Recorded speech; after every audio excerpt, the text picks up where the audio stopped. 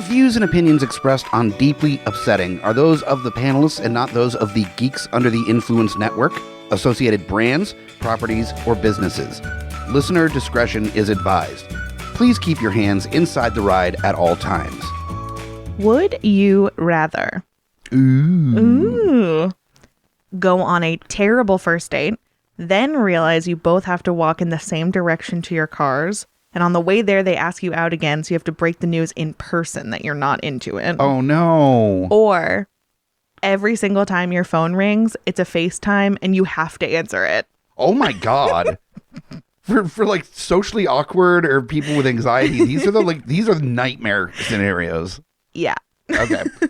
See, the challenge is walking back to your car, it's a much harsher interaction than you would get with the FaceTime thing, but it is also somebody that you're likely never going to see again. True. So that is like a trade-off there. With the FaceTime, it's sometimes going to be a good thing. It'll be like your nephew or you know, like a friend that you haven't talked to in a while. And True, but what if you're like on the toilet or something? Then you just don't answer. No, you're forced to. You have to answer every time. Oh, no. Yeah. What if you're like having sex? What if it's like somebody, like the messages and calls that I've been getting for the past like month that is trying to get me to vote for their candidate? Yeah. And I'm just like candidate. pushing out a poop. Yeah. Like I'm turtle heading halfway through, sweat on my brow, face red. Yeah, they want me to align my vote. You're sweating in red face. You need fiber in your diet, my guy. Like, what's happening in there? Depends on the day. Okay. Yeah, well, I guess. Some days are harder than others, you know? Yeah. Mm-hmm. So, ooh, that's tough. I think how often is the walking back in the same direction and like having to break the news in person going to be? Every time you go on a terrible first date. Okay. Well, let's say I was single. So that was a thing I had to worry about. Oh, yeah. I forgot to tell you that. You're going to be single. Oh, no. Just kidding. No. I hate this scenario. Just kidding. I hate how method you are with these would you rathers. Like soul crushing, like relationship ending would you rathers. I think I'm going to have to lean towards like not doing the FaceTime thing. That's awful. Yeah. Yeah, that's completely terrible. Because imagine like middle of the night and somebody calls you, which don't call me in the middle of the night. No. Even if it's a really bad news, wait till the morning. I'm going to be useless to you that time of night for anything. I'm going to be useless to you in the morning. Probably. If you don't call, you need to call me between the hours of 12 and 12 p.m. to a.m. Right. That's it. That's all I got. If you call me at 9 o'clock in the morning and like I have terrible news, I need your help. I'll be like, okay, well, this is better than 3, but I mean, you got to give me yes, I'm upset too. I also am not a morning person. Not wearing pants. I'm rubbing the sleep out of my eyes. I can barely like stand up. And I'm at work. Yeah, and I'm at work. It's not a good scene. No, not a great scene at all. So, but let me just paint this picture of this date. You think that you got off scot-free because you think that everyone felt like it went terrible. And then you had one of those situations where it was like, oh, you're going this way too? Okay. And then your cars are like so far away, like blocks.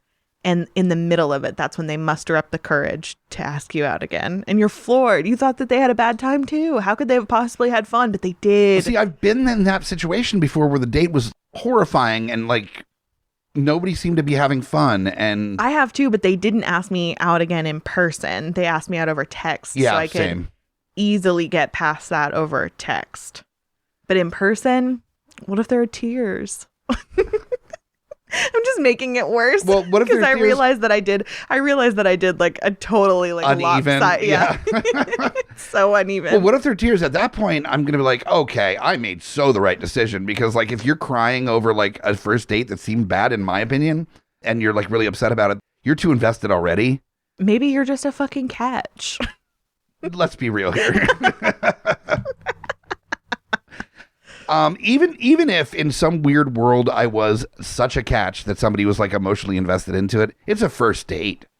Like yeah. I've had very promising first dates where the date went really well and nothing came from it. And yeah, it's a bummer, but it's like oh, well, that sucks. Yeah. And then you just move on with your fucking life. It's not something to cry over. Very true. There's plenty of fish that also parked far away from the restaurant. Very true. That old saying. The weirdest though, this is just off topic as per usual. The weirdest, though, is when you have a really, really great first date with somebody and you're like, there's no way I can read this wrong. I overthink everything. Like, I'm paying attention to everything. This went really well. And then they ghost you. Yep. What happened there? Besides them dying, which is the only good That's the only choice. good excuse, yeah. But then you find out via social media stalking that they didn't. So then what? I feel like I've done, well, not ghosting. Usually I was pretty good about like sending a message being like, hey, What was that? hey, hi. If you sent them a voice text in that voice, they probably wouldn't be sad at all. No, they'd be like, oh, wow, okay, yeah. Dodge that bullet. Ugh. Or if they FaceTimed you while you were pooping, I guess, because that sounds harrowing. That's how I get all the ladies. That's why we don't have the fucking Meghan Trainor bathroom Yes, situation, because this would be The lady's over. like, if he puts that much energy into his poops, imagine how much energy he puts into his relationships. Because it's a clear line there between the that two. correlation It's is correlation. scientifically proven again and again and again. I can quote many studies on the matter That you yourself wrote. that I wrote in crayon when I was a child. Wow. You were really ahead of your I time. really was. A wonderkind, as they Clearly. called it, yes. So, yeah, no, I think no matter how you slice it with the first date Yeah, thing, you're right. I think first dates are incredibly awkward and in the first place. So I know for me, I don't put a lot of like emotional energy into the first date for the most part because even if it goes really well, it's like, okay, cool. Like I'm excited, but Yeah. you know, you never know when the other shoe's going to drop. So going into the third date, then I'm like, okay, this might be going somewhere. Like second date is like, okay, we saw each other. We want to see each other again. So that's a good sign. Yeah, walk everyone through your process of your entire feelings when you start dating somebody. The third date, I'm like, we're gonna fuck. Just like that. Yeah, And you say it right away. I just- In that experience. I say it when we're talking about the third date on the second date. It's Yep. really jarring. You Loudly said, in a you said restaurant. it's the fuck date. Fuck date. So you want to go on fuck date? What? Fuck date. Third date. Fuck date. That should be the common parlance for it, honestly. That would be amazing.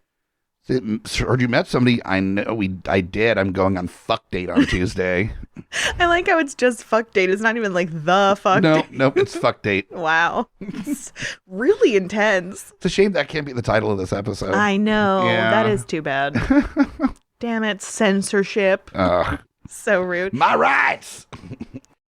For the would you rather, I think we definitely don't need to dump that idea just yet. But Okay. we have a couple other ideas that we could do for opening intros as We well. do. Yeah, we'll that try we're gonna those be out. playing around with. So you get to be our little guinea pigs as we try out some new stuff at the beginning of the episodes. Lucky you. Lucky you. What a treat. Yay.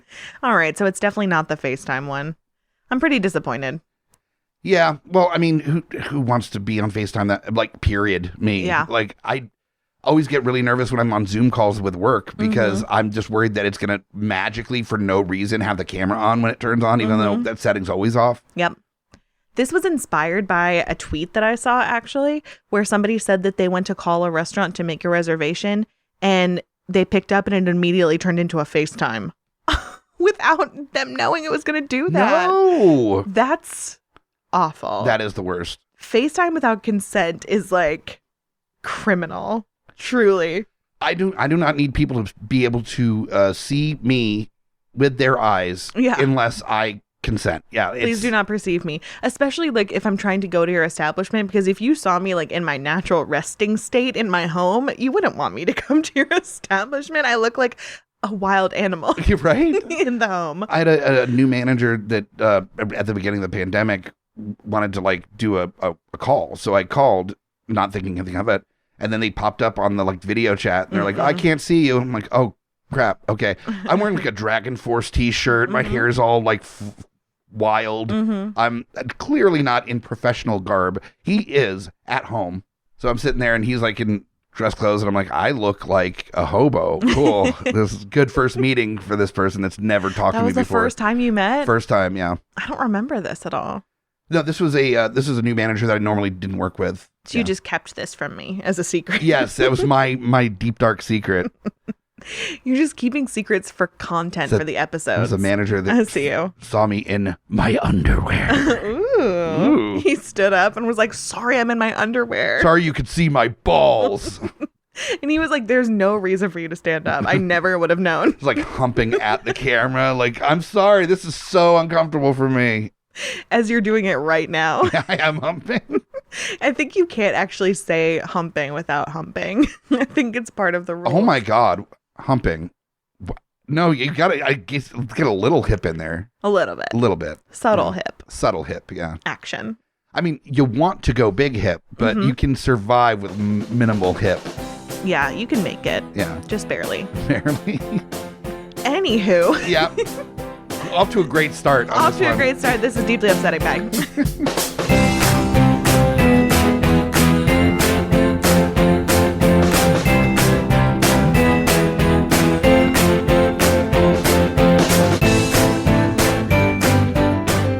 Welcome back to Deeply Upsetting. I'm Amy Bogarde. I'm Mike the Hobbit. Yay! Oh, I'm sorry. I'm Mike the Hobbit. Oh, I forgot. It's a spooky episode. Wow, completely forgot about that when I crafted my brilliant Would You Rather. I think a really upsetting first date is a horror movie. That's very true. I think that works. That and is also, very true.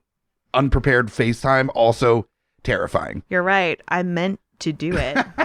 It's a modern day horror classic. You know, Deeply Upsetting, the place you go for all your Halloween needs. Mm-hmm. It's such a spooky show. We're the spirit of podcasts. Yeah. Except, unfortunately for you, we're not only around a few months out of the year. Right. We're year round, baby. We are scared because this is where we go for our pride to die. Yep. Or shame, also. True. Yeah. So true. Yeah. Very Too true. real. Too real. Rewind this. I can't handle it. I know, right? Too close. Start crying. I feel like there's definitely going to be a time that I start crying on the podcast. Oh, yeah. Yeah. Anybody that's listened to like the main show on the network has already heard me cry at some point. So, yeah, it's fine. It's fine. You know? Yeah. One day, maybe you'll get to hear me cry if you want to. It's so hot. It's crazy hot. It's really That's hot. what everyone always says. And that's why I do it. Like Amy Bogarde, I don't know, the one that's really hot when she cries. Oh, clearly. Mm-hmm. Sexy cries a lot. Yeah, yeah, no, I know who you're talking about. You know that somebody jerks off to people crying them. Definitely, 100%. I wonder how big of a contingency that is, though. It's probably more than we would like to think. Do you think it's more or less than ethical cannibals? I think that... Also, great shout out to one of our old minor upsets. Check that one out. It was a good one. I think it's probably about the same. And there might be some Venn diagramming, crossover. Yeah, because if they're like crying because they don't want to be eaten, you know. Please don't eat me. Oh my God. Like the food is crying. Yep. Exactly. Getting so salty. Oh, yes. Seasoned. Season it with your tears. That's me trying to cook. Yeah, right. I'm terrible at cooking, so I just season it with my tears. That's from the suits they have in Dune. Like that's how they season their food. Is just pour the salty tear sweat water on stuff. Ooh, probably. Ugh. Jesus Christ.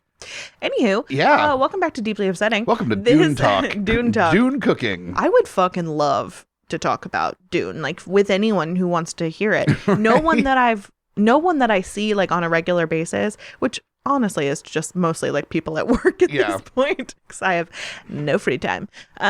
Nobody has seen Dune, and nobody just wants to hear me wax poetic about it. So I do. Well, you and I have talked about it a lot. Yeah. Thank you. And unfortunately, when we recorded the Dune episode for the main show, Geeks Under the Influence, you had other plans and couldn't be here to talk Dune before and after. I was busy being a fucking supermodel of the world. Oh my God, they're so cute.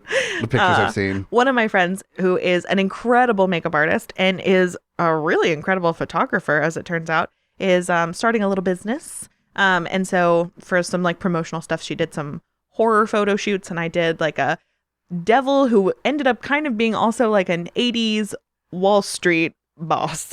It works. I mean, she-devil in the pictures, girl boss. Yeah, it's a fucking haunted girl boss, which honestly is so scary anyway. That is pretty scary. I love it. That's exactly. Oh, I can't wait to text her about that. If you need makeup done in the area, it's Brianna Burns X Makeup. Very, very talented. Gotta give the plug. And I'm very excited. And if you follow them, you might be able to see pictures of Amy Bogarde dressed as a sexy devil executive. Devil executive? Yep. Don't tell them that. I'm trying to keep my anonymity. Oh, okay. I'm a secret.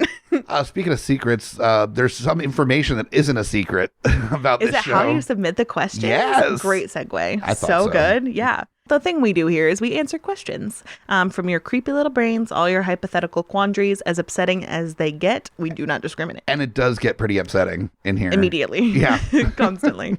And the second we close the door to start recording, it's very upsetting atmosphere. Yes. Just like, chilling, really. just like, oh my God, these are real people with these thoughts. And they're sending them to us, and then we're talking about it. Every episode is a spooky episode. Really? This one's just extra spooky. So we mostly get our questions from social media. We have Facebook and Twitter. It's at Deeply Upsetting, and we will post before we record to ask for your questions. So like this time we asked for your spooky questions, and we got some good ones. But you can also just post them if you think about anything that you want to ask. You can send us an email at geeksundertheinfluence@gmail.com. Put Deeply Upsetting in the subject line so we can find your monstrous little questions. Or you can send us a text or leave us a haunting voicemail of you breathing at the GUI hotline. It's 804-505-4484, which is 804-505-4GUI. I wish we got more heavy breathing voicemails on the voicemail. It's unfortunate how little creepy stalker voicemails we've gotten. We don't even have a stalker. I think that's when we know we've made it. That's like when Weird Al Yankovic covered Smells Like Teen Spirit. Nirvana said that, like, oh, we've arrived. Like, if Weird Al is covering us, it's kind of the same thing with having a stalker. Yeah. I don't know what the version of podcasting that is, because if you're a podcaster, do you ever really make it? You're still a podcaster. No, I mean, if you're a podcast, that's like slightly bigger fish in a still very small pond. It's not it's like king of the mathletes. Yeah, right. Congratulations, I guess. Ooh, yay, you're the coolest kid in chess club. Exactly. Yeah, woo. I'm sure you get all the bitches. Yeah, right. Instead of Weird Al for podcasting, I think it's when you get to a point where you have like that super fan that is sending emails like every week and is constantly like responding to every post you put on social media and is like emailing you, and not in a creepy way. Yeah. Not in a creepy stalker way, but just in that like enthusiastic, you're my favorite podcast, I'm so into the show kind of energy. I think it's when you get a Casper ad. I feel like that's really? The big leagues. That's the big leagues. Casper ads. Yeah. I feel like those are always like the more like NPR-ish shows, like the big important ones that like Casper aren't mattresses about or MailChimp farts and shit like our show is. Yeah. Or I mean, MailChimp also works for that. MailChimp? Well, I don't know if MailChimp is even a thing as much anymore, but it used to be. I don't know what that is. A MailChimp, it was a way to like send mail, like stamps.com or whatever. That was a serious sponsor for NPR. Yeah, MailChimp. And then the commercial they had like a little kid being, it's MailChimp. That sounds like a thing that would be more up our alley. Right? Fucking little weirdo. We were just making up fake brands to sponsor us. That's like our sponsor, Snake Talk. Parcel Gator. Now available in more than just the southern states. Do you like getting mail? It's package whore, bitch. Right? You little slut for mail. I see you waiting by the door.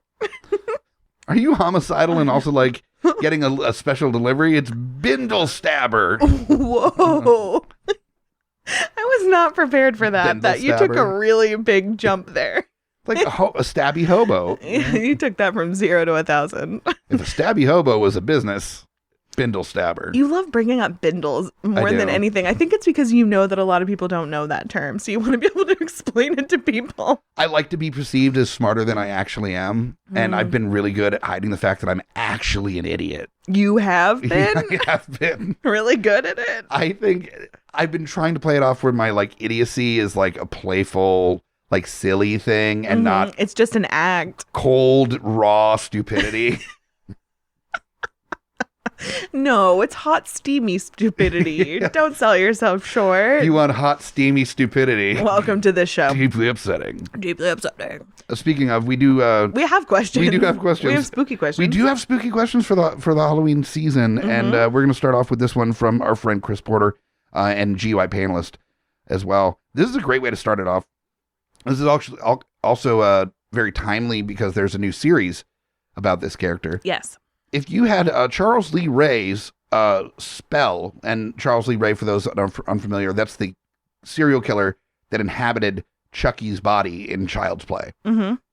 If you had Charles Lee Ray's spell, what toy would you transfer your soul into? So not a good guy doll like Chucky, but like what other toy would you put your soul into? So you'd be like a walking, talking nightmare toy. I am surprised that you even wanted to do this question because you know that I already am in possession of a nightmare toy. No, you cannot choose her. I am. No, you can't. I have to. No, you don't. She's a piece of me. She is not a piece of you. Okay, so here's the deal, everybody. No. I have a doll from childhood, of course. Her name is Ella, and she's amazing. She's haunted. She's fucking haunted. She's seen better days, of course, whose dolls haven't. But she's great. She's wearing a Garfield nightgown that I used to have a matching version of. Unfortunately, I grew out of it, or else I'd be rocking that shit on the daily. Why isn't that a thing that adults are? What we need them as adults now? The like 80s and early 90s like pajama shirts. Yes. That have like the Tasmanian devil, like Yes. B-boy style, Yes. like with his hat backwards. Yes. Or like Bugs Bunny with a baseball hat and like a baseball bat, like ready to play ball. I would love to. I want a Garfield one so I can match Ella Yeah, again. and then just it's down to your ankles. It's just a shirt that goes down to your ankles. So I thought nothing of her. I've had her my entire life. And so Mike and I moved into this apartment a year and a half ago-ish. Yeah, whereabouts. And I guess he'd never seen her per se. Was and so ill-prepared. I'm also not a very good packer. So my boxes say things where it's like shoes / office supplies / bedroom. Like there's no sense to be had. It's psychotic. absolute chaos. But I know where everything is. I know exactly where it is. I'll put like rings in a candle if it has a lid. Like I know where it is. I know where the fuck it is. So you were asking me over text. I was at work where something was. And I was like, oh, it's in the thing that says like bedroom / It's like toenail office clippers, soap, right? and electrical cords. It did not say in there. haunted doll on it. It did not. And so I get a text from you in all caps. This is so outside your character that just says, Amy, what the fuck? And I was like, there's nothing I did. I'm like racking my brain, being like, do I have that like weird sleepwalking disease? Like, did I go sleepwalk and like fuck somebody? Like, what happened in the amount of time? And then you sent me a picture of Ella sitting on top of the box. And I laughed at work so hard that I cried.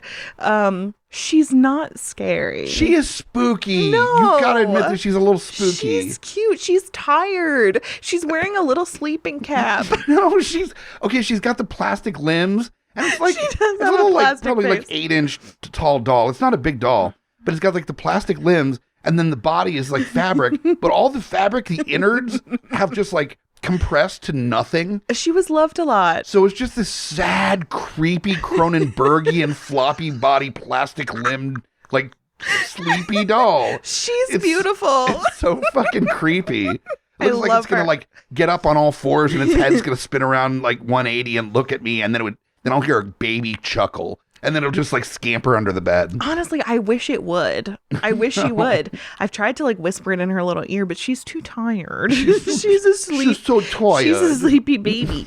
So that's why I would have to inhabit her body. And I would do it without question. I would love to freak you out for the rest of time. It wouldn't be the rest of time because I would burn this building down with you inside it. I'm too quick. I would skitter away. No skittering. I would skitter You're away on not- my plastic limbs. You are not. If you turn into any doll, you cannot skitter. Like that is off the table. of Obviously, I skittering. will. If I was like more nimble at this point, I'd be skittering as a fucking human girl. But I'm not very nimble. Lucky for you. Yeah, because I couldn't handle a lot I of don't have skittering. good balance, especially if I tried to like crab walk skitter. That'd be fun. I should practice that. And so the problem is we have these big bay windows in the apartment as well that at night we'll still get some of the street light in here. Mm-hmm. So if like I got up to use the bathroom and you had gotten up to use the bathroom like just before me, and then I was coming back and then I would just see like a fucking figure skittering, crab walking at me. Well, you noticed that I like wasn't in the bed. And I would be like, oh, they're probably in the bathroom. And then that would go out of my brain the minute I saw a fucking crab walking shadow person coming at me. I would immediately like Bludgeon me. scream, bludgeon you to death, and then burn the building down with me inside, being like, that's it for me. I can't. Well, luckily Ella's so tiny. She's hard for you to get.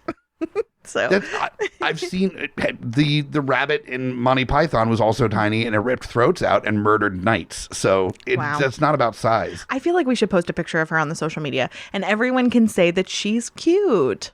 She's not cute. You're the only one that we'll thinks start a poll. I would love to start a poll. Cute, I would love to start a poll. I would love to. Okay. I know what's going to happen already. She's just a sleepy little baby. She's not a sleepy little baby. Yes, She's a walking fucking sleeping nightmare. I love her. She is like the elder god that sleeps at the bottom of the ocean waiting for its day to take over the fucking world and send it into darkness. Oh, you're no fun. Fine, she'll get buried with me so you don't have to be scared anymore of a little baby doll. Cool. Into it. Bury that thing. Bury us at sea. No, I feel like the sea would only make her stronger. That's true. She was like gain powers. She recharges at the sea. Right. I take her to the beach and I just hold her above the ocean like Simba. And then all the seals just start like bowing to her. I'm like, okay, now she has an army. Cool. The birds fall out of the sky. Ella and the seal army. Yeah, cool. I would love that. Because I feel like she would still give me like respect as the one who's taking care of her over all of these years. So then I would also by default have a seal army. That sounds awesome. I mean, seal army does sound awesome, don't get me wrong. But like a seal army that is ruled by a haunted doll is decidedly less awesome. But she's a cute little haunted doll baby. Okay, so we'll get the polls up. Yeah, we'll get the polls up. What's your answer? This episode. Oh my God. Well, there was one. It's long since disappeared. That's why I told you I was surprised that you even accepted this question and you didn't just burn it. I would incorporate my soul into an old school 1990s Stretch Armstrong. Wow. Okay. You remember those toys? It was like the stretchy armed wrestly guy. I love it. Yeah. Do you feel like that encompasses your spirit? Like your spirit's a Stretch Armstrong? No. I feel like I'm more of a Gumby. I have huge Gumby energy. I like Stretch Armstrong. He seemed like manically excited. It wasn't like Macho Man or the Ultimate Warrior where they're just like super hyper, like cocaine crazy. Yeah. He was more of the like, come on guys, like a Labrador, like a human Labrador so kind of level of energy. And he was also super stretchy. And I think the combo with that would be so utterly fucking terrifying to anybody that went into my past of just, hey guys, what's going on? With those like fucking wacky limbs going everywhere. I like this answer a lot, but I'm also very perplexed that you didn't choose your haunted childhood toy that's in this home as well, tormenting me. It's creepy to me. Like it's my bear. It's missing a leg. It is missing a leg, and it's got singed fur on its face. It's so scary. It's been through more than me. It's been through hell. It's seen things. It's so scary. Unspeakable things.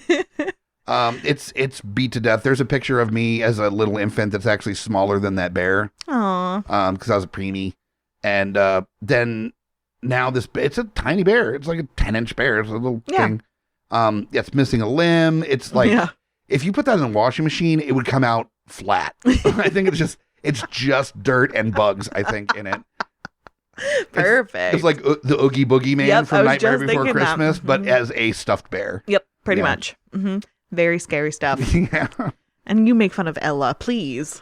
But Ella's haunted with the souls of dead children. Like the bear is just a gross like thing that is gross. I mean, it's not. The good news though is because I know these things, the dead children that she's haunted by are so cute. They're all so cute. Bear is just like a fucking lovable hobo, like he's That's dirty true. And he's seen better days. He's missing a leg. Yeah. But man, he doesn't let us get his spirits down. He's not trying to control a seal army to take over the world. Yeah, because he doesn't have it in him. Bear is not that kind of girl. Maybe that's why I'm not fucking terrified of Bear. Well, I am. Not into it. Very scary Bear stuff. just looks like, I don't know, like a homeless Muppet. Wait, also, may it be known how unfair this living situation is. Bear sits on top of a dresser staring at us as we sleep, whereas Ella has been relegated to under the bed. What the fuck No, is this? I didn't agree to under the bed. I just said absolutely not to on the bed. Then she's going to sit on the dresser next to Bear and stare at us as we sleep. Under the bed is also terrifying because where do you want her to be? The furthest away from me as possible, not under where I sleep. That's True. Remember that time I put her in the bed under your part of the blanket? You didn't like it. Like the haunted thing that wants to enter my dreams and kill me while I sleep lives under where I sleep. I don't know why you're trying to make an enemy of her right now. She can hear you. She's only a wall away. I look over and Ella's just like peeking in the door like I fucking wish. I want to like put some sort of battery in her like that I can operate her like a toy helicopter or something. Oh my God. Scare the shit out of you. You're a monster. I am. I know. That would actually be terrible. You'd probably have like a heart attack or something. Yeah, that'll show you. Mm-hmm. You just die. Imagine trying to explain that to the police of like how I got a heart attack and just, God damn it. Holy shit. And the police are like, I gotta go. There's important things happening. I don't want to be remembered by being the obituary that's read on every late night talk show. Truly. It's so fucking bonkers. Haunted doll. For your evil girlfriend. Like helicopter haunted. Like, mm-hmm. Fine, I guess we'll move on to the next question. Cool. Since you'll never see it my way. The next question is from Chuck Pashal from Viper 9 Tees. He's a old buddy that we knew from the conventions and stuff, and we were plugging Throwing Horns a little while back. That's right. Yeah. That's the dude that was that made that RPG, heavy metal RPG. Really Very fucking cool. Yeah. So he asks, haunted boat, haunted hotel, or haunted carport? Which is the spookiest? Ooh. Okay. Haunted boat, haunted hotel, or haunted carport? Mm-hmm. I'm going to go out on a limb and say haunted carport is definitely not the spookiest. I agree. Get that out of there. Like, I'm not saying that it couldn't be spooky. I'm sure it could be. But if you're talking boat or hotel, they're definitely going to be creepier than like a carport. Oh, definitely. Yeah. More surface area. More surface area. Also, more things like more corners to hide in. Exactly. More place for the ghost to hide. Yeah. A carport, it's kind of like, I see you, bitch. Haunted hotel or haunted boat? That's really tough because both of them are bringing some real spooky elements. Mm-hmm. Mm-hmm. The empty room thing, definitely. You know, I've seen The Shining. I know what that's all about. I was thinking about The Shining. Definitely. Mm-hmm. The haunted boat is really fucking spooky, especially because like the souls of like dead sailors or something. Very like true. What is like under the water from the spooky boat? You know, is there like? I mean, there's a lot that can happen on a spooky boat, and also.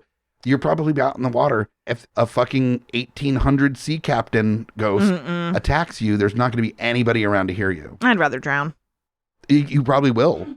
That's fine. Because the spooky sea captain will be holding your head underwater. Oh, man. He's going to make me walk the plank, huh? He'll be like, yar. So scary. Oh, my God. That's what sea captains sounded like in the 1800s. I'm so scared of him. Avast. Also, it's very like tight quarters in a boat. Mm-hmm. And so then that's also like a weird claustrophobic element that I don't like. Also, it does depend on the size of the boat, too, on just the level of spooky. Because if it was like the ship in Ghost Ship, which was like a full-on steamliner with like rooms, it was basically a hotel on water. That's a double down. You're getting a hotel and you're also getting a boat. That's the fucking spookiest. I missed Ghost Ship. I don't even know if I've heard of it. Oh, Ghost Ship is a so-so horror movie, but it's got an absolutely incredible opening scene. What is it? Everybody's dancing on the deck, and it's like their maiden voyage, and they're all dancing and everything. And then everybody's out there. The boat's on like autopilot. The captain is out there like dancing. Everybody's kind of celebrating champagne and stuff. And then there's this wire that's holding up the sails and stuff that comes loose and cuts everybody on the boat in half. Shoots through the entire crowd of people dancing. It was super tense, a tensioned wire, and it just like slices everybody. Are they the ghosts that haunt everyone, or are they just like ghost torsos? Yeah, it's the people like 100 years later find this boat just like floating around the ocean and enter it, and it's just full of ghosts. Are the ghosts all torsos though? Are they just torsos, or are they back together in Unfortunately, death? not torso ghosts. They're back together in death? That's that would be the unfortunate. lamest ghost if you're walking around. You're just the upper half. It's just like floating. I don't know. No, not even floating. You'd just be like dragging on the floor like, That's terrifying. That's so not gonna get me. I mean, with years of practice, they could skitter. pretty walk nicely on with their arms. hands. Yeah. Yeah. Okay, that's fucking terrifying. Fucking scary. Yeah, that would be a lot. That's terrifying. So- Or just like jumping with their hands, Oh, pushing no. off, you know? Like a Frogger situation. A Frogger situation. No. I'm gonna have to YouTube that first scene, honestly. It sounds pretty hardcore. Oh, I'm sure we could track it down. Yeah, it shouldn't be too hard. I feel like it would be a bigger surprise if the movie wasn't called Ghost Ship. Right? Happy bride vacation. Right. And then that happens. You're like, are we in the right movie? Oh, good. There it is. Sliced. Okay, it got sliced in half. Now it tracks. Yeah. I feel like I'm still gonna say haunted hotel though. I still feel like that's the scariest. Yeah. Why do you think that that's scarier to you than a boat?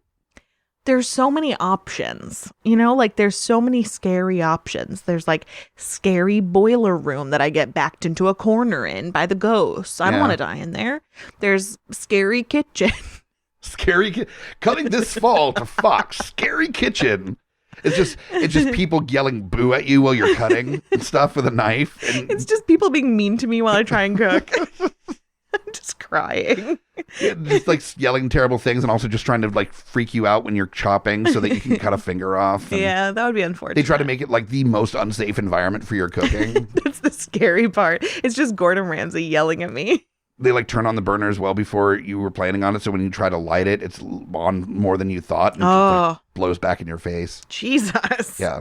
I feel like if Gordon Ramsay listens to this episode, which he will, obviously. Clearly. I feel like he's going to steal Scary Kitchen. So, trademarked Gordon. Nice try, you fucking donut.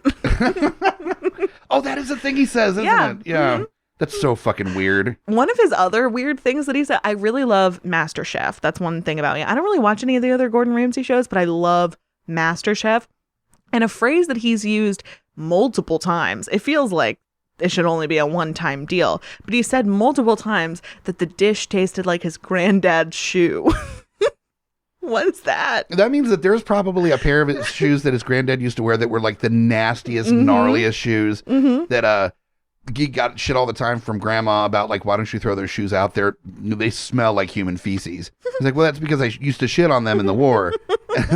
So I can't get rid of them. They saved my life. Like one of them is missing the tongue because he ate the shoe leather to survive in the war and stuff. And so like these are his favorite shoes. He described the flavor to Gordon as a child. And then Gordon tasted that exact flavor in someone's fucking coconut shrimp that they made on the show. No, not coconut shrimp. Somebody did make coconut shrimp once, and Gordon roasted the absolute living fuck out of this woman. Oh, no. Because basically he was like, this is not Margaritaville. This Yes. is MasterChef. God, I love that trash so much. God, I want to go on there just to make my trash food that like I actually am an okay chef or a cook. You're a really good cook. But don't be humble. But I'm also that person that will make garbage food sometimes. And I just want to go on and make my pigs in a poncho.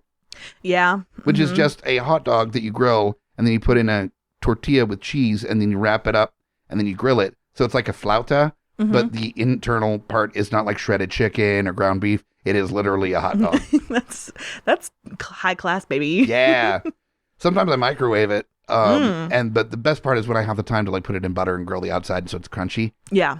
The real garbage is microwaving. So that is true garbage. For Gordon, I would grill it? the outside of the pig in a poncho. Oh, I think he would appreciate that effort. Yeah. What kind of dipping sauces or like fucking reductions would you use?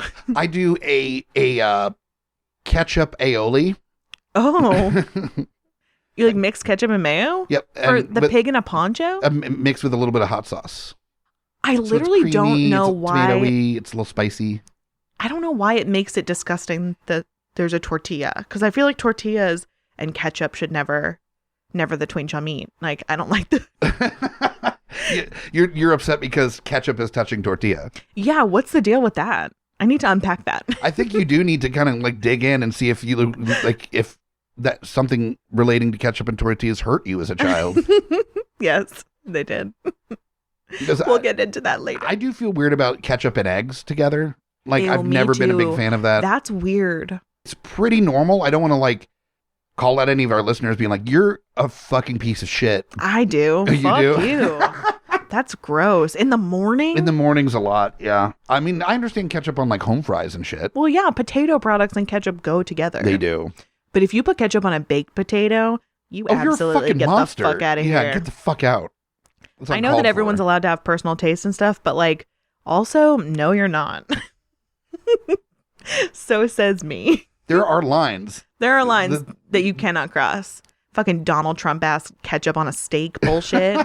Good Lord. Donald Trump eating the McFish. I never will get past that in my life. Oh my God, that's the worst thing that's ever happened. It already has a stupid name. Don't make it a stupider name. I need to move on from that. Yeah, we need to move on from the. So what were our answers? I'm Spooky Boat. You're Spooky Hotel. Okay. Because of the haunted kitchen. The haunted kitchen for sure is definitely where you're like, woo! Look at all these spooky ladles. Woo! I'm looking at the fucking tools and not knowing how to use them. Very scary. Like pick up like a potato ricer and you're like, this looks like a torture device. Woo! Like, listen. No. Stop mocking my scary kitchen. It's dark. That's how you make pierogies. So it's not terrifying. If someone told me that I had to make a pierogi or I would die, well, see you in the next life, I suppose. No. I don't know how to make a pierogi. I don't know how to make anything. You like make like cheesy mashed potatoes and then you just wrap it in like ravioli, basically. Oh, really? Is that the outside? It's pasta? It's like bread. I mean, pasta's bread. Well, yeah. Like legitimately it's flour. So I don't know why I don't like that either. Yeah, I mean, I know it's true, but I don't like it. Pierogi is a litlittle bit slightly different textured outside. It's not quite like ravioli, but it's close to. I mean, dumplings, raviolis, and pierogies are all very similar. Oh, this is what it's a ravioli conversation, which I like. I think it's more interesting than the sandwich conversation. Oh, is it a ravioli? Yeah, like a Pop-Tart is indeed a ravioli. Oh, no. A raviolo, excuse me. That's the singular. If you get one of those grilled cheese makers that you press down the thing and it seals the outsides, raviolis. Uncrustables. Uncrustables are raviolis.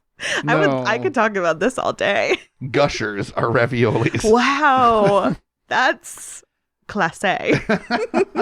Fine dining. Yep. Oh, 100%. I'm going to make an all ravioli restaurant. It has fucking Pop-Tarts on the menu. It's just like things with sealed corners and stuff inside of it. Yeah. You can ravioli pretty much anything if you put your mind to it. An egg roll is a ravioli.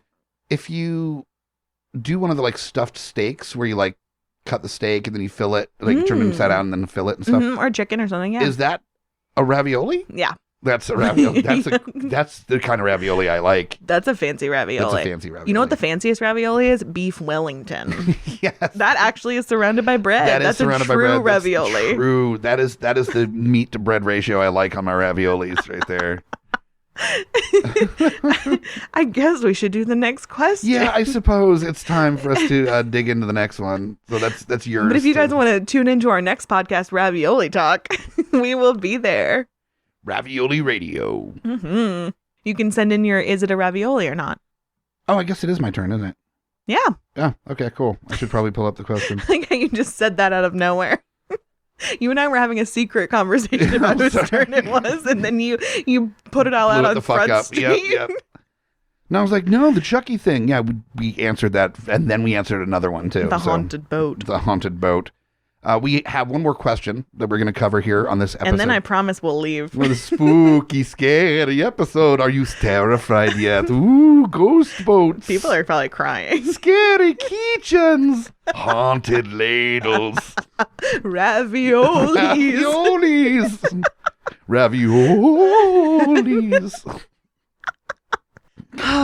Okay. There's no saving our souls. This one is from my bestie, the Herr Groots from the Beautiful Disasters podcast and regular panelist on Geeks Under the Influence. This is his brand. If you were to be ritually sacrificed by any elder celebrity, like 66 years of age or older, who would it be? I feel like the correct answer is Betty White. Betty White could definitely sacrifice me. Like, I feel honored. I would too. And honestly, like, I hope that she does outlive me. I'll be like happy about that. Like if I died tomorrow in a car accident and I like, obviously got to heaven, clearly incredible person. Then my first question would be like, Betty White didn't die today too, right? Like she outlived me and then I can like live in peace, Yeah. Mm-hmm. Oh man. The day will come in like 30 or 40 years when Betty White finally leaves this earth and it's going to be a sad day. Yeah, but it's also going to be because she like got sacrificed in the water wars or something. So like we won't even know about it. True. We'll be well gone by that point. Anyway. I'm not surviving the water wars. No, God. Some people say that the lucky ones were the ones that didn't make it to the water wars. Yeah, seriously, me. Yeah.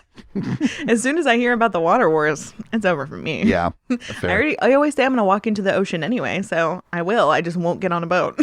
Right. I'll just walk into the water wars willy-nilly. I'm like, get on the boat. I'm like, no, it's haunted. No. It's a haunted boat. Yeah, I don't want to get cut in half. I'm like, no, get on the boat. And you're like, no, it's seriously haunted. Look. And then I look over, Ella, standing next to me. She has to survive. Even if I die, she has to carry on my legacy. No. I am her mother and I love her. Oh, it's just going to end up where, like, I wake up in the morning and the entire crew is dead, and it's just Ella sitting at the edge of my bed staring at me. And you guys get lost at sea, and she's the only one that you can talk to for a year. Like that one, the book where the boy is trapped with the tiger. Life of Pi. Life of Pi. Yeah. That was touch and go for a second. Castaway? Mm-hmm. She's my Wilson? Yeah, pretty much. She's your Richard Jenkins or whatever he names the tiger. Richard Jenkins. It's Richard something. Yeah, Richard Parker. Richard Parker, mm-hmm. Yeah. That was a really good book. I didn't read the book. I did see the movie. Trash. Just kidding. Wow. The movie was good too. It was really pretty. Yeah, it was pretty. Very good. So I'm going to say Betty White. And then my horny answer is that I do not give a shit how old he gets. I would fuck Richard Gere on his deathbed. Okay. And that man is like 72 years old. I don't care. At me if you will. But he can ritually sacrifice me for all of the pleasure that he's given me over my life by getting to look at him. I've a similar, like, I don't care how old she gets. Like, I would be able to happily give myself over to her. Though, from what I understand, never mind the laundry list of reasons why I would not be on the top of her list of a person to take to bed, but like also the wrong equipment from what I understand. But also I feel to be sacrificed by her, it would be for rock and roll. And Joan? And Joan, absolutely. I knew you'd say that. Jet, mm-hmm. If you're nasty. Mm-hmm. And she's amazing. She's stunning. And even at her age, and she is in her like late 60s now, I think, she's still just a bombshell. Yeah. It would be like her or in the same line of just, I feel like honored. It would be horny for answers. Like horny answers. Cassandra Peterson. Or oh shit. Elvira? Is she 66? She's in her 60s. Good for her. She's around 66. She looks amazing. She looks incredible. I think that honestly, she's been given the elixir of life, which is a secret lesbian relationship. And she deserves it all. She deserves it all. She has a hot mask partner. She deserves it all. She got that death becomes her potion and didn't get into a crazy fight that ended up with a hole in her chest. Wait, how old is Meryl Streep? Because that's my answer. Meryl Streep is 78 years. No, I don't know. No, she's not. I don't know. I did look up RuPaul. He's only 60. Okay. But another horny answer for me for sure, and I think she's like 90 million years old, but Jessica Lange. Get it forever. And she's also spooky. So yeah. Love that. Elvira's a great answer. Yeah, Elvira. She'd smother you to death with her titties. Absolutely. What a way to go. What a fucking great way to go. Goodbye. Oh my. Cruel world. But yeah, if I could get like a double down where like they're running low on sacrifices, Joan and Elvira have to like split a sacrifice. A two for one? It happens to be me. Oh my God. And so they're just talking and like they're flirting and then like Elvira's partner is there and she's just like, oh, I'm into this. Please do. And then they start like being super flirty as they're sacrificing. Fuck yes. Oh my God. Absolutely. Death and a show? Yeah. My dream. Yeah, I'd love it if it turns into like, let's play with the boy, but I'm not going to sully their situation. I don't think that's going to happen for you. I'm really sorry. I could absolutely see Joan Jett and Elvira getting it on though. And I would love to see it personally. I think the entire world would love to see that. That's very true. If you would not love to see that, go to the doctor. Wrong show. This is the wrong show for you. Wrong show. Also, go to the head doctor.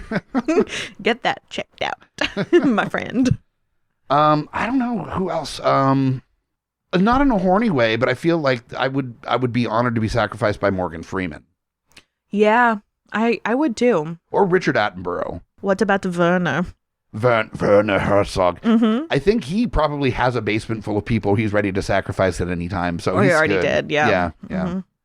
Mm-hmm. I support it. He's definitely murdered somebody just to watch the light leave their eyes. Mm-hmm. Yeah.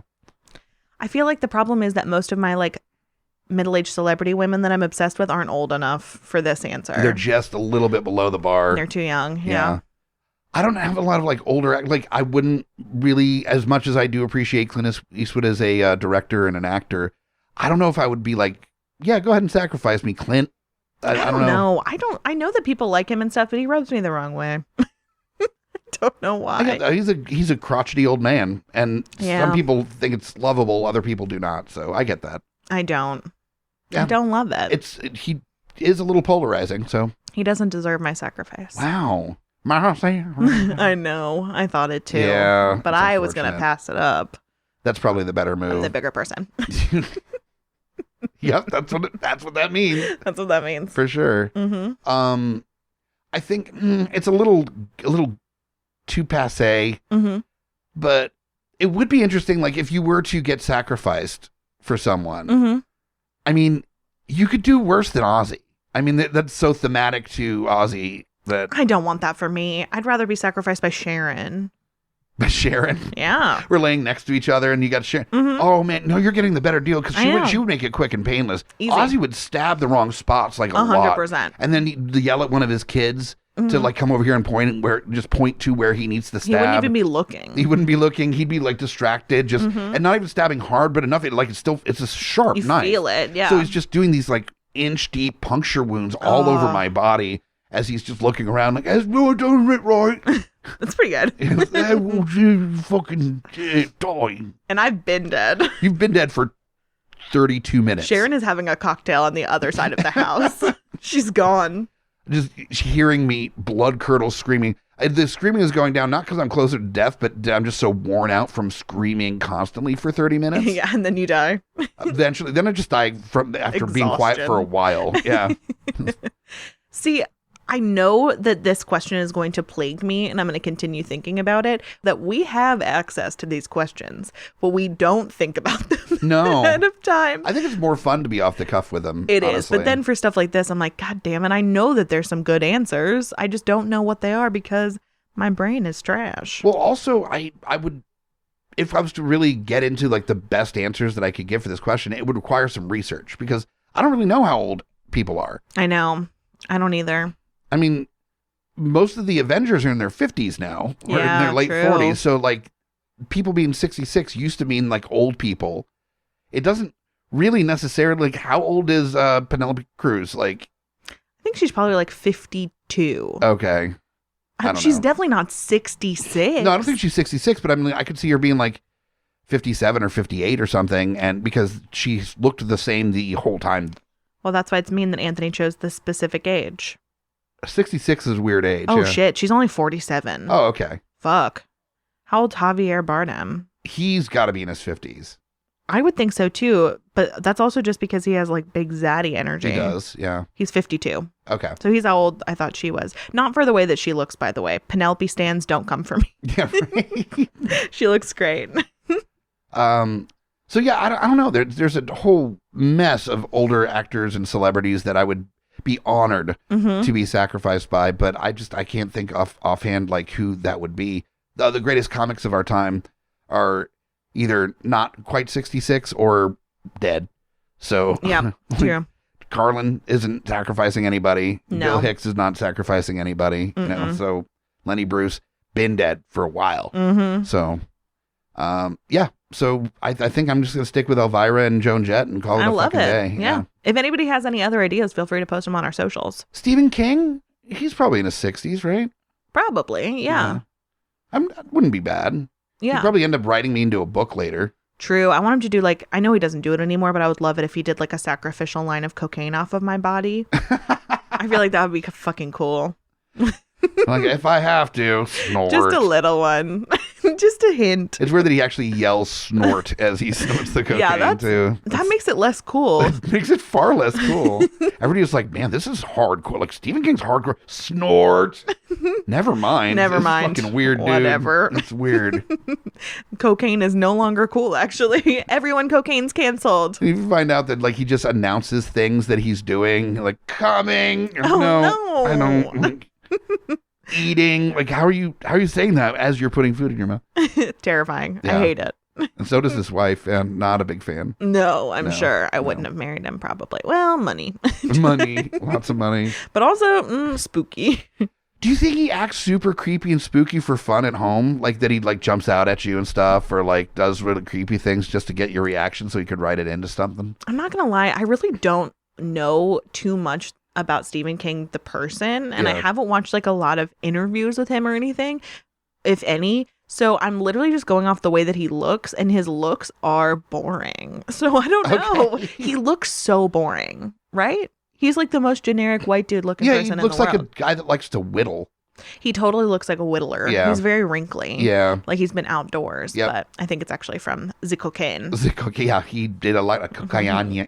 Cocaine. That was great. That was bad. That was really authentic. Yep. Me and Very- my accents. Very cool. I was on top of those bad boys. Definitely. Yeah. I think we should leave. I think it is important for everyone's mental health that we get the fuck off this episode. I think we should make like Stephen King and be like, going. Yeah, I going. hate myself. I really regret that. I'm glad you doubled down on it though. You know what? It was a solid callback. Thank you. I fully endorse it. I've got great skills for callbacks of things we said 30 seconds Yep. ago. So More good. than 30 seconds. Ancient history. Can't Ancient touch history, it. it's over. Yeah. It's been done. So thanks for listening to our spooky episode So of Deeply terrifying. Upsetting Scary podcast. Haunted episode. Haunted. I mean, technically they're all cursed, so it's Yeah, already true. a spooky little podcast. True. If you want to listen to podcasts that are good, you could go to guipodcast.com and listen to the other shows on the network. We got a bunch We got a of bunch. shows. And there's a horror podcast from the Mouths of Madness, so that's fun and thematic for this time of If year. This time of year, you want to get into the spooky spirit, that's the way to do it. Or even if it's February and you're just feeling like in a spooky mood, Mouths of Madness is definitely the way to go. Or if you're single and you want to hear something spooky, listen to Geek Fathers about parenting. Right? And then, of course, Beautiful Disasters and Smack My Pitch Up. And, of course, the main flagship, Geeks Under the Influence and GUI Nights. Yeah, that whole thing. That whole bad boy. Mm-hmm. But yeah, all that's available at GUIPodcast.com. It is. Make sure to subscribe to the shows, rate, review, tell your friends, join us on social media, share that stuff. Yes. And we will see you next week for a minor upset. Again, also, if you have ideas for that too, you can send them our way because that would take some of the effort out for us, Yeah. which we love. And also, if it's a funny, weird article about something that happened that's like minorly upsetting, it's not like, about refugees or, Yeah, like no, the heavy-handed stuff we're not trying to make jokes Pass. about. The weird stuff, send it our way. Absolutely. Give us and those we'll plug bad you boys. Yeah, absolutely. in a non-sexual. Well, we'll see. Plug or peg. We'll play it by ear. Depends on where you live. Ooh. If you're willing to travel. Play the old deeply upsetting game of plug or peg. Ooh, that is upsetting. You gotta get like theme music. What theme music is that? You did it. You did a theme. I think that was Chuck Mangione. Whoa. Yeah. I don't know. It's time for us to go. Yeah, I think so. Okay, well, fare thee well. I'm Amy Bogarde. I'm Mike the Hobbit. Okay, bye.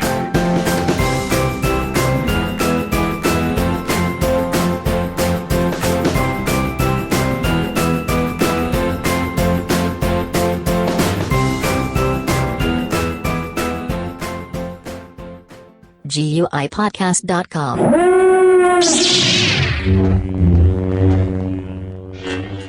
Ghost boats. People are probably crying. Scary kitchens. Haunted ladles. Raviolis.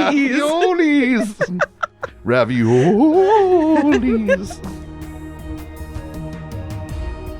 Coming straight from the mouths of madness, I'm Lowdown. I'm F.U. Hunter. Do you love horror? We fucking do. So this is a podcast dedicated to all things in cinematic horror. We're talking movies, television, composers, special effects artists. We're gonna fucking cover it. So if you love horror, Embrace the madness. Mike the Hobbit here, Lowdown Brown. inviting you to check out Geeks Under the Influence, a podcast that pairs booze with conversation with good friends. And a little nerd culture. We get a lot of colorful conversation out of our episodes, but it is here for everyone, no gatekeeping. Always level up everything we do. We'll punch up, never punch down. Exactly. So check out Geeks Under the Influence everywhere you get your podcasts and join us or die. Shut the fuck up, Hobbit. Welcome to GUI Nights. GUI Nights. Yeah, I am Lowdown Brown. With me as always, Mike the Hobbit. this is the tangential side of GUI. This is like so many of those other shows that has the after the show bit mixed with a little bit of Baywatch Nights, so it's a little sexier. It's a little bit after hours. Also while tying it into the previous episode of GUI. So look forward to that too, because this comes out the week after the flagship hour-long episode. So make sure to check out GUI Nights, and when you're done, you can Go the fuck home.